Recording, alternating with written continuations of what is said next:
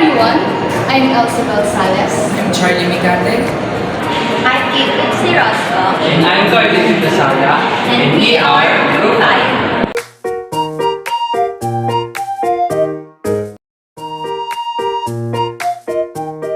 So the gas law will fall into 5 subcategories, and the first is Boyle's law, which will be discussed by Mr. Lozada.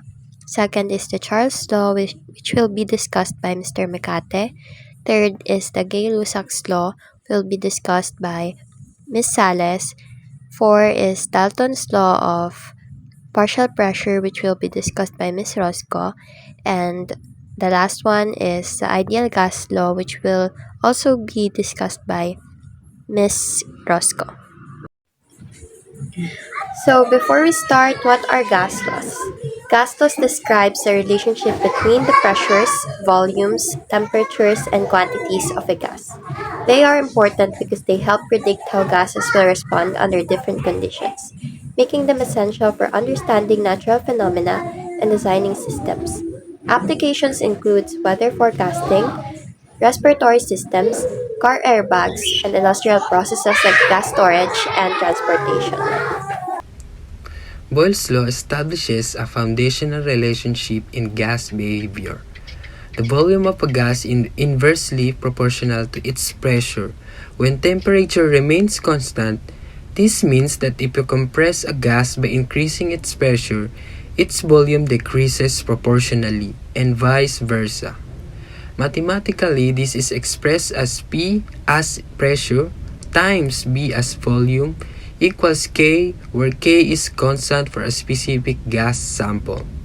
For example, weather balloons utilize this principle. As the balloon ascends, the surrounding atmospheric pressure drops, allowing the helium gas inside to expand. Eventually, the balloon reaches a limit where it bursts due to overexpansion, demonstrating Boyle's law in action. To predict gas behavior under varying conditions, the equation P1 times B1 equals P2 times V2 is used. In a solved example, a gas initially at P1 equals 2.5 atm and B1 equals 600 ml, compressed to V2 equals 250 ml. Using Boyle's law, the final pressure of P2 was calculated as 6 atm. This increase in pressure aligns with the decrease in volume, consistent with the inverse relationship. Understanding Boyle's law is essential in fields such as meteorology, engineering, and chemistry, as it provides insight into the behavior of gases in various practical scenarios. Charles' law is fundamental gas law in chemistry that describes the relationship between the volume of a gas and its absolute temperature. It states that at constant pressure, the volume of a fixed amount of gas is directly proportional to its absolute temperature. Charles' law explained, imagine a balloon filled with air. If you hit the balloon, the air inside will expand, causing the balloon to inflate. This is because the heat energy increases the kinetic energy of the air molecules, making them move faster and collide with balloons walls for more frequently and with greater force. To maintain constant pressure, the balloon must expand to accommodate the increased molecular motion. Charles' law can be expressed mathematically as V sub 1 all over T sub 2 is equal to V sub 2 all over T sub 2. And when we say V sub 1 is equal to the initial volume of the gas, and while the T sub 2 is equal to the initial absolute temperature of the gas in Kelvin, while the V sub 2 is the final volume of the gas, and the last one is the T sub 2 is the final absolute temperature of the gas in Kelvin. For example, a balloon has a volume of 1.50 liters at a temperature of 15 degrees Celsius. The balloon is cooled to a temperature of negative 10 degrees Celsius. What is the new volume of the balloon? To rearrange the formula, V sub 2 is equal to V sub 1 times T sub 2 is equal to T sub 1.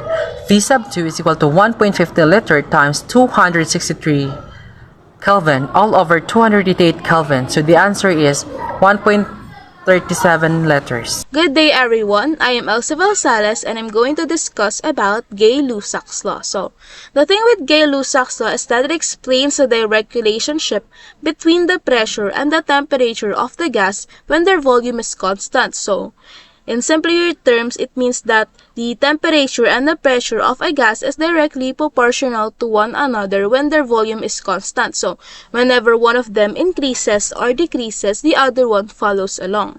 So, for this gas law, we have to use the formula P1 over T1 is equal to P2 over T2, wherein P represents pressure and T represents temperature. And to convert Celsius to Kelvin, we have to use the formula K is equal to Celsius plus 273.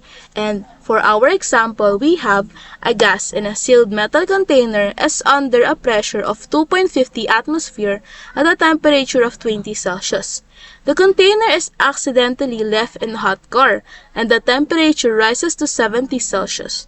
What is the new pressure of the gas? So, by looking through this problem, you'll see that the missing value is the new pressure of the gas. And to solve for that problem, we have to identify our given first. So for P1, we have 2.50 atmosphere, while the P2 is missing. And for T1, we have 20 Celsius. And for T2, we have 70 Celsius. So the next thing we have to do is to convert the Celsius to Kelvin. So by adding 273 to both 20 and 70 Celsius, we have 293 Kelvin and 343 Kelvin respectively. So, after having our values sorted out, we have to rearrange the formula after. So, our previous formula will be turned to P2 is equal to P1 times T2 over T1. So, we have to substitute the values, so that will turn into 2.50 atmosphere times 343 Kelvin over 293 Kelvin. And then we'll have P2, which is 2.93 atmosphere. Good day, my name is Rosco and I'll be discussing Dalton's law of partial pressure and the ideal gas law. Dalton's law of partial pressure states that the total pressure exerted by a mixture of gases is equal to the sum of the partial pressures of each individual gas in the mixture. This law is based on the kinetic theory of gases, which assumes that gas molecules act independently and do not interact with each other. Each gas in the mixture exerts its own pressure as if it were the only gas present in the container. This law is particularly useful for analyzing gas mixtures in both theoretical and practical applications, such as gas collection and industrial processes. So, for Dalton's law of partial pressure, we will be using two formulas. The formula to get the total pressure is P total equals summation of P subscript I. To calculate the mole ratio, we have subscript X subscript I equals P subscript I over P total.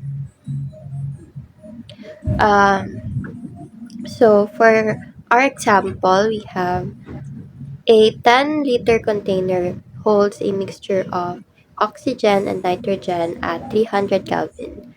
Oxygen contributes 0.80 atmosphere and nitrogen contributes 1.20 atmosphere. Find the total pressure and mole ratio of each gas. So for our solution, we have the given pressure for oxygen is equal to 0.80 atmosphere. Pressure for nitrogen is equal to 1.20 atmosphere. And to get the total pressure, we will be adding the pressure of oxygen and nitrogen. So it's 0.80 atmosphere plus 1.20 atmosphere, and it's equal to 2.2 atmosphere. To get the mole ratio, we will be using the formula before, and for our X oxygen, it's equal to the the pressure of the oxygen over the total pressure that we got. It's 0.80 atmosphere over 2 atmosphere, and it's equal to 0.40 atmosphere or 40%. For our X nitrogen, it's equal to 1.20 atmosphere over 2 atmosphere, and it's equal to 0.60 or 60%. And for the ideal gas law, the ideal gas law, represented by the formula PV equals nRT, is a key equation that describes the relationship between pressure, volume, temperature, and the amount of gas. The constant R, known as the universal gas constant, ensures the units are consistent. This law is derived from combining Boyle's law, Charles' law, and Avogadro's law, making it a versatile tool in studying gases. It assumes that gases are ideal, meaning the particles do not attract or repel each other and occupy no space. While real gases deviate slightly under extreme conditions, the ideal gas law serves as a reliable approximation for most scenarios. For example, heating a gas in a closed container increases its pressure because the molecules move faster and collide more frequently with the walls.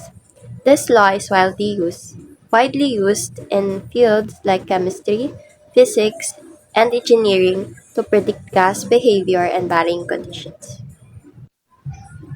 So the formula for our ideal gas law is PV equals N times R times T, where P is equal to pressure, V is equal to volume, N is the amount of gas, R is gas constant, and T is for temperature. So for our sample problem is a 2.5 liter container holds a zero point 0.1 moles of an ideal gas at a temperature of 300 K. What is the pressure inside the container? So for our solution, we have given P is unknown, V is equal to 2.5 liters, N is equal to zero point 0.1 mole, R is equal to 0.08 to 0.57 liter, atmosphere, mole, um, mole raised to negative 1, and K raised to negative 1. T is equal to 300 Kelvin. To get the pressure, we must rearrange the formula, and it's gonna be equal to P is equal to N times R times T over V.